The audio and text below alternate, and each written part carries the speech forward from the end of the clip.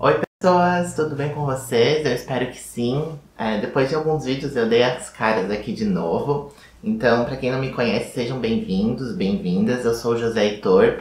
Hoje a gente vai fazer uma coisa um pouquinho diferente. Eu pedi para as pessoas lá no Instagram me mandarem perguntas sobre qualquer coisa. Sobre a minha vida pessoal, sobre a minha vida profissional, sobre moda, sobre qualquer coisa. Realmente eu pedi lá para as pessoas colocarem perguntas que eu responder aqui para vocês no YouTube, nesse vídeo. Então, se vocês não me seguem ainda lá no Instagram, me segue, vou deixar aqui o arroba. E agora a gente vai começar a responder as perguntas. Eu vou responder todas as perguntas. Então, eu li algumas coisas, mas eu não li todas. Então, veremos o que vai acontecer. Eu tô bem feliz com esse vídeo, achei que vai ser bem legal. Então, eu tô com as perguntas aqui no celular pra ficar mais fácil pra mim. E as primeiras perguntas que vieram foram sobre o meu intercâmbio. Então, eu vou falar um pouquinho pra quem não sabe. Eu sou estudante de moda na UDESC e em 2019, início do ano, eu tive a oportunidade de fazer intercâmbio pra Suécia, na Swedish School of Textiles.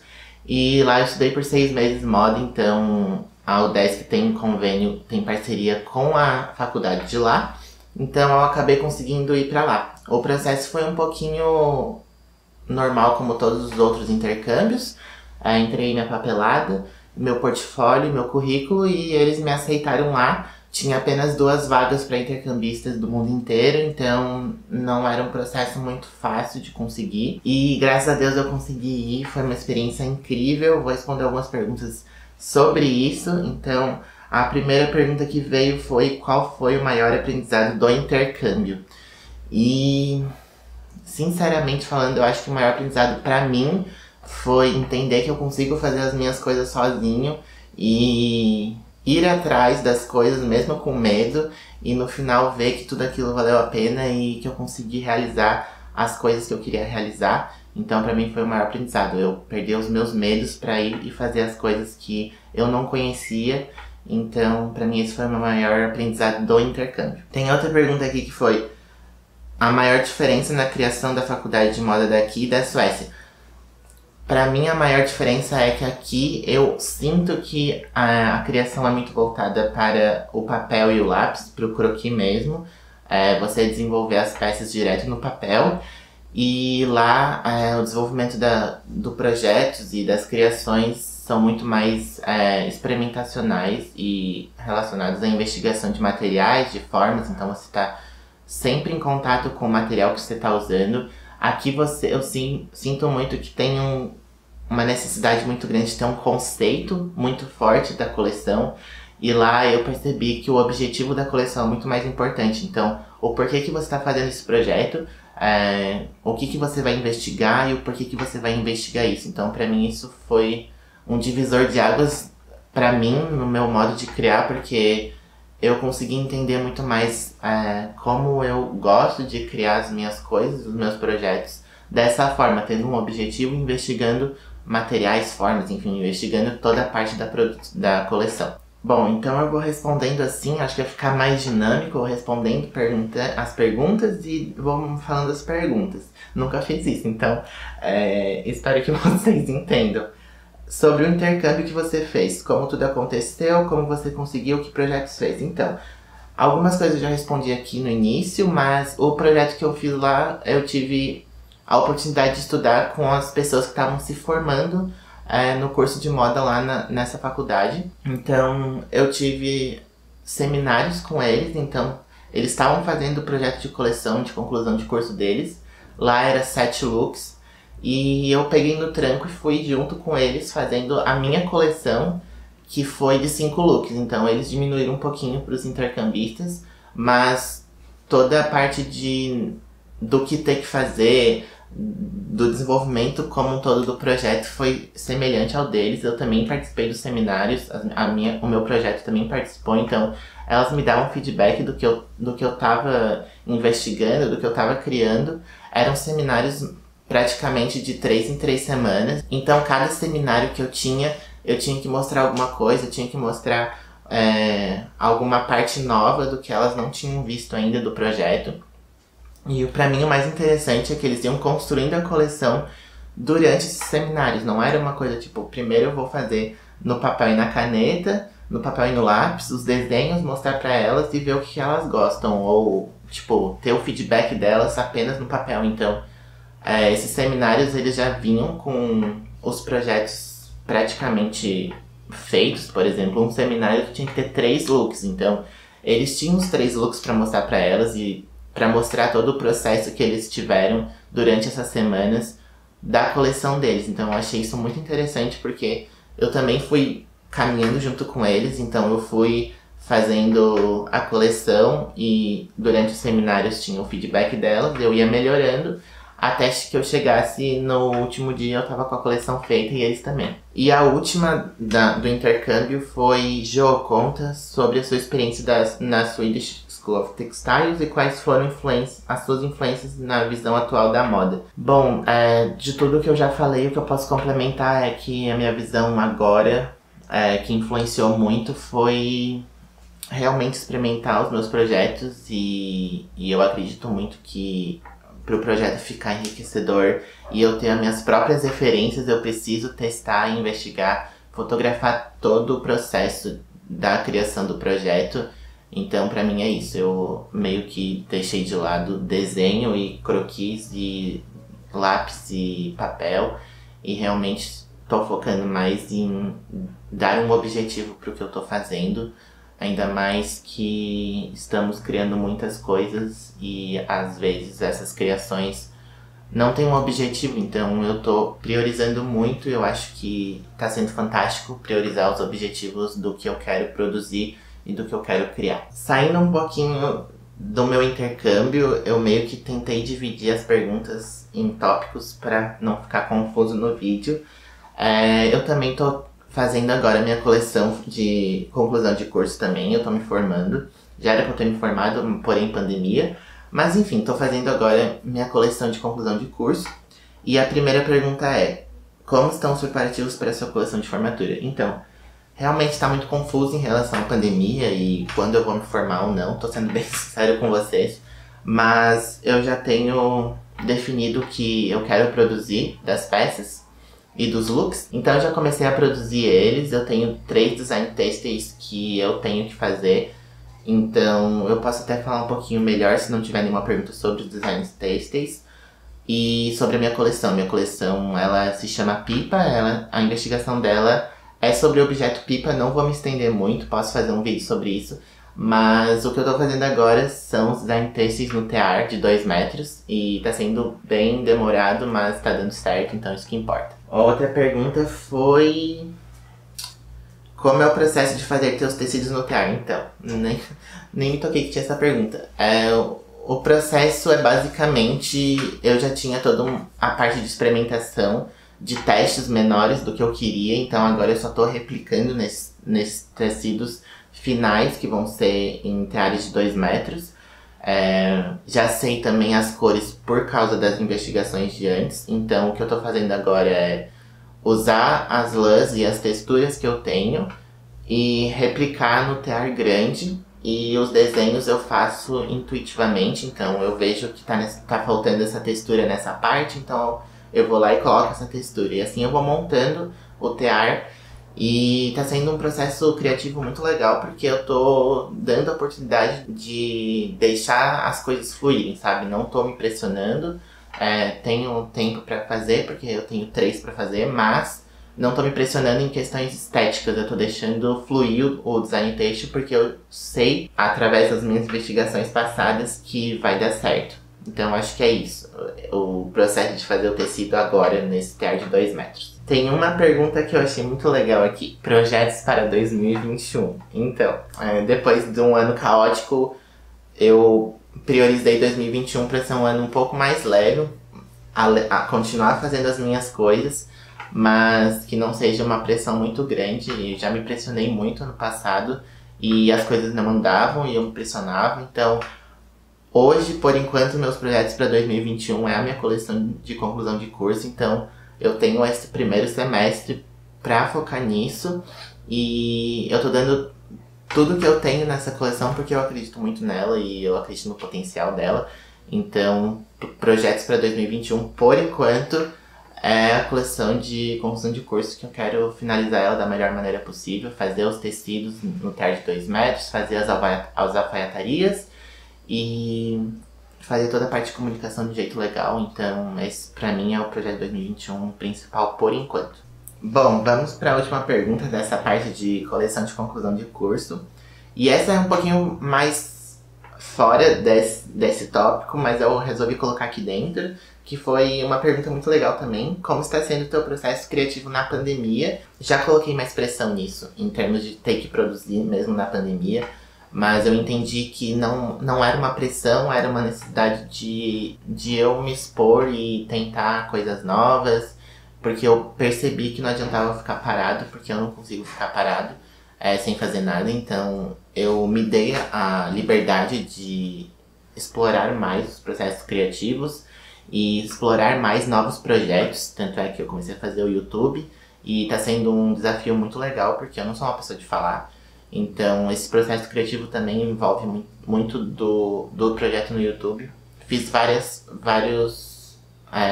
criações durante a pandemia e eu acho que isso me ajudou e também me ensinou muita coisa. Hoje o processo criativo está focado, como eu já falei, na coleção de conclusão de curso, e mesmo que eu já sei tudo que eu tenho que fazer, o processo criativo continua, porque eu acredito muito que nunca tá 100% bom. Então, mesmo você já sabendo o que você tem que fazer, com os looks que você tem que fazer, durante o processo que você está fazendo, esse processo criativo vai melhorando e vai aumentando. Então, é isso. Esse processo criativo da pandemia foi extremamente investigativo, assim, eu pude testar várias coisas diferentes e eu não me arrependo de ter trabalhado bastante com projetos meus, e foi cansativo, mas foi muito legal. E eu acho que é isso, sobre processos criativos na pandemia. Estudei bastante também sobre criação e metodologias, processo criativo. Então, acho super válido. Bom, vamos para outro tópico, vida pessoal. Tem coisas de moda, tudo, mas é mais para vida pessoal, porque a primeira pergunta já vem por que escolheu moda. E é uma pergunta que não sei responder, porque desde que eu me conheço de criança, eu sempre quis trabalhar com roupa, eu sempre gostei de roupa e calçado. Então, sempre foi uma coisa que tava na minha cabeça, fazer moda e ser estilista, e daí toda aquela fantasia de criança de ser um estilista famoso, e eu gostava muito de brincar de Barbie, então eu brincava de Barbie pra mexer nas roupinhas das bonecas. Então acho que foi isso que fez eu continuar com esse desejo de estudar moda. Na época eu nem sabia que era moda que se chamava, mas eu queria trabalhar com roupa. Quando decidiu fazer moda, então, como eu falei, desde criança, mas eu tinha muita insegurança em falar que eu queria fazer moda. Então eu meio que tirei isso da minha cabeça, coloquei que eu queria fazer medicina veterinária. E no fim, óbvio que não ia dar certo, não faz nenhum sentido comigo fazer isso. E depois que eu tive uma certa idade, eu realmente entendi que ou eu falava aquilo ou eu ia ser infeliz. Então eu acabei falando que eu queria fazer moda e graças a Deus deu tudo certo, e agora a gente tá se formando aqui. Quando você era criança, o que queria ser quando crescer? Então, é isso, já falei, moda desde sempre, nunca tive outra opção. Coloquei medicina veterinária só pra colocar na minha cabeça que não dava pra fazer moda, mas desde criança eu sempre quis fazer moda. Quais são suas referências pessoais e de moda? Bom, a referência é uma pergunta bem complicada, porque eu gosto de muitas coisas, consumo muitas coisas, e eu acabo não colocando, meu Deus, essa é a minha referência, sabe? Então, pego várias coisas de vários lugares e vou colocando no meu próprio repertório, sabe? Então eu acho que isso é o interessante, o que eu gosto pra mim.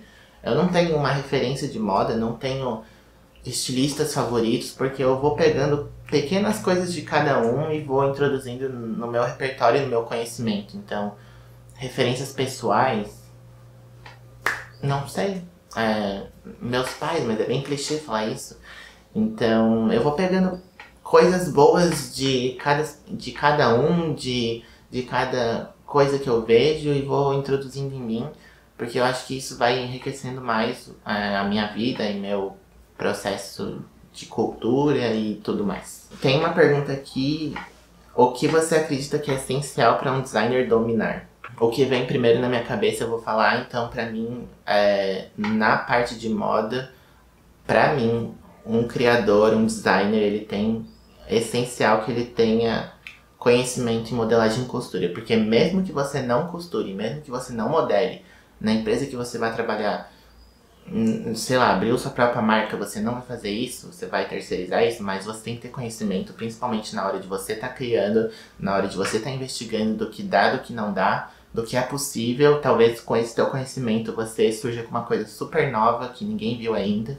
Então, eu acho que a partir do conhecimento de costura e modelagem você consegue ir além na sua parte de designer. E eu tô falando disso na parte de moda. Quais mudanças você vê no futuro do ensino de moda no Brasil? Enfim, eu posso falar o que eu gostaria, mas que eu vejo, não sei se eu tenho repertório para falar isso, mas o que eu desejo é que o futuro do ensino de moda seja um futuro muito mais prático, onde você investiga mais, onde você tenha conhecimentos mais relacionados à parte têxtil, que eu acho super importante, parte de modelagem, parte de costura, tirar um pouco essa necessidade grande, gigante de desenho e criação a partir de croquis. Então, eu acredito muito de você colocar no ensino também uma parte de objetivar o projeto, para você não ficar criando coisas que já estão expostas no mundo, que você só está alimentando ainda mais a questão do você só tá produzindo e não ter um sentido para isso. Precisamos de uma sustentabilidade muito mais teórica, então que tenhamos mais ensino a partir de novas formas de criar com a sustentabilidade. E toda a parte de criação digital, criação 3D, acho super válido, acho super importante. E eu acho que a última questão que eu gostaria é que a história, onde que a gente aprende, não fosse focada tanto na Europa e que tivesse história em geral relacionada à moda de todas as culturas. Então, acho que a história hoje é muito focada na parte da Europa, então precisamos tirar isso também. E eu acho que é isso. São minhas vontades, não posso dizer o que vai ser o futuro do ensino no Brasil, mas o que eu gostaria de ver. Bom, a próxima pergunta 2 pessoas fizeram e eu fiquei pensando, meu Deus, talvez nem eu sei responder essa pergunta, mas depois eu pensei e eu acho que vai ser isso mesmo. A pergunta é: o que pensa em fazer depois de se formar? E já é um pensamento meu de algum tempo atrás e só foi alimentando se era possível ou não. Então, hoje o que eu penso é fazer mestrado na área de moda, na área de criação, na área do design. Estou ainda pensando e planejando isso, mas fazer mestrado. Fazer mestrado principalmente na parte de criação, processos criativos, novas formas de criar. É isso que eu gosto.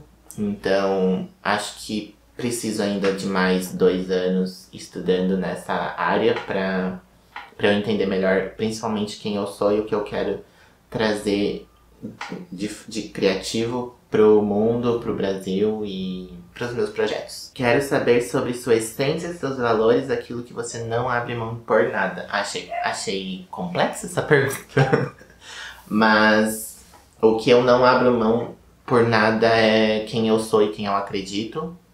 Estou ainda no processo de me entender e refletir quem eu sou, mas algumas coisas me fizeram entender o que eu não quero e o que eu não admito mais relacionado à minha vida.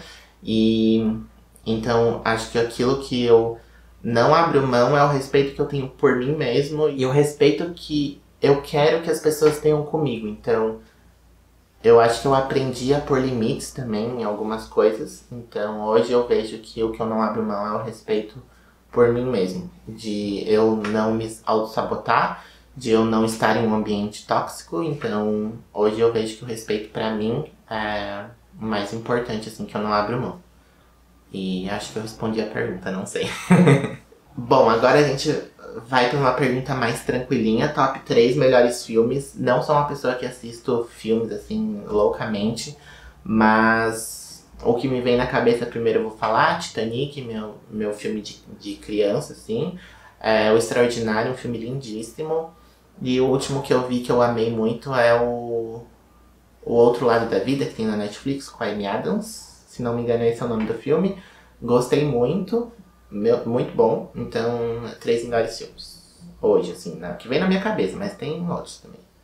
Crossroads, Amigas para Sempre, da Britney. Quem não viu, vai ver, porque é perfeito. Lista de compras de 2021. Gente, eu não faço lista de compras. Eu acho que eu já comprei o que eu queria comprar esse ano, que foi uma sunga. Que eu nunca tive sunga, então queria ter. Não sei se eu vou usar, porque eu não sei se eu vou me sentir confortável. Espero que eu me sinta. Tenho uma vontade de arrumar meu quarto.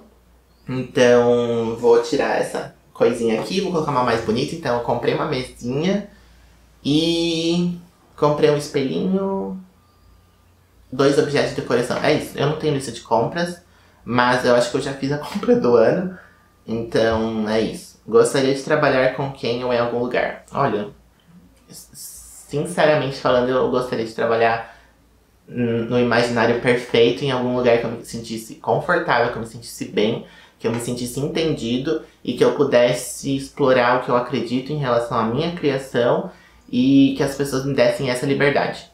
Com quem, aonde, não sei, mas que eu tivesse esses tópicos no trabalho seria fantástico, porque é isso que eu acredito. Mas no cenário perfeito, né? Tô falando no cenário perfeito. Top 5 estilistas. Puxa, acabei de falar que eu não tinha top 5 estilistas, mas vou tentar. A Vivienne Westwood, Raf Simons. Viu? Eu não tenho. Tem vários. Issey Miyake, Rei Kawakubo, um brasileiro, Alexandre Hertkovich. Acho que é isso. Mas tem vários, tem números. Pego cada coisa de um e vou alimentando essa minha parte de referências. Marcas nacionais que admira.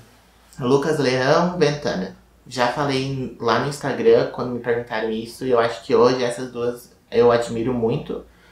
Então pesquisem, que eu acho super interessante.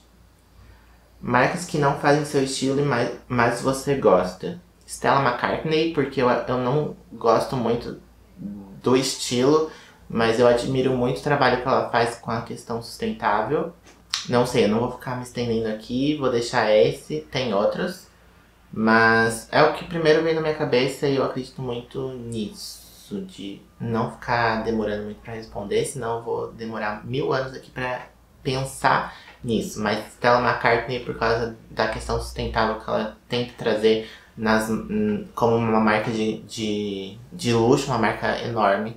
Então, acho que é isso. Mas eu também não gosto do estilo dela, então essa é a pergunta. Então, fechou. O que você acha do cenário atual da moda brasileira? Eu acho que tem uma vertente muito grande de novas formas de se criar, de pessoas que estão buscando isso. E acho super válido a questão da criação 3D, da questão sustentável. Tem várias pessoas fazendo isso, mas eu acredito ainda muito que o cenário de moda brasileiro ainda é problemático no sentido de não ter espaço para as pessoas, não ter diversidade, pessoas famosas que não têm nenhum conhecimento de moda estarem entrando em espaços de criação onde para mim não deveriam estar. Jornalismo de moda focado muito lá fora e não buscando mostrar o que tem aqui dentro. E é isso que vem na minha cabeça agora, mas é isso. Fala pra gente sobre tua fé, por favor, tá bom. Eu sou de uma família católica, mas a gente perdeu um pouco essa questão de ir pra igreja, enfim, de ter esse contato. Então hoje eu não sou uma pessoa que exerço o meu catolicismo, e eu acredito muito numa fé interior minha. Então não sou devoto a coisas, mas tenho a minha própria fé. Acredito no meu ser, assim, que é meu. Não sei explicar, mas eu acredito numa fé interior. E é isso. Acredito numa fé interior, mas ela é minha, entendeu? Não sigo nada. Só tenho esse contato comigo mesmo. E tá terminando. O que você gosta de fazer no seu tempo livre? Bom, isso eu tô vendo na psicóloga. Vou ser bem sincero, eu tenho bastante dificuldade em gostar do tempo livre pra fazer coisas diferentes, além de estar envolvido na moda e nos meus projetos. Então, isso é uma coisa que eu tô conversando com a minha psicóloga sobre como é importante isso que eu deveria fazer. Mas antes da pandemia, gostava de sair, dançar, sair com meus amigos, mas aprendi também que eu gosto muito de cozinhar, então acho que é isso. Assistir série também. Não sou muito de filme, mas eu gosto muito de assistir série. Mas acho que cozinhar, assim, é a parte principal do que tá acontecendo. Eu tô amando cozinhar e é isso. E eu acho que a última pergunta... Não, tem mais 2 perguntas. Qual a sua série favorita? Desperate Housewives. Quem não assistiu vai assistir. Eu estou implorando. É a melhor série que você vai assistir. Meu irmão tá aqui discordando. Mas ela é perfeita. Desde que eu comecei a assistir série, foi uma das primeiras que eu assisti e eu sou apaixonado. Já assisti 2 vezes inteira. Ela tem 8 temporadas com 23 episódios de 45 minutos cada episódio. Então ela é gigante, mas ela é muito legal. E a última pergunta, acredita em astrologia? Acredito, mas eu não tenho conhecimento quase que nenhum. Não pesquiso sobre, quase. Não leio horóscopo, mas eu acredito em astrologia, sim. Acho que tem alguns pontos super interessantes, mas não entendo, não leio sobre. E eu acho que acabou as perguntas. Eu espero que vocês tenham gostado. Eu não sei se eu me enrolei, espero que não. Que eu tenha sido claro. Não consegui explorar mais as perguntas, porque senão eu ia ficar aqui um dia inteiro respondendo as perguntas. Eu espero que vocês gostem. Se vocês gostarem, compartilhem um vídeo, se inscrevam aqui no canal, curtam e deixem um like, porque é muito importante pro vídeo passar para mais pessoas e é extremamente importante pro meu trabalho. E me seguem lá, mais uma vez, no Instagram. Tem coisas que eu só posto lá, fotos que eu só posto lá dos meus projetos e sobre mim também. Então é isso, gente. Um beijo. Eu espero que vocês tenham gostado desse vídeo experimental, diferente. E até domingo que vem. Beijinhos.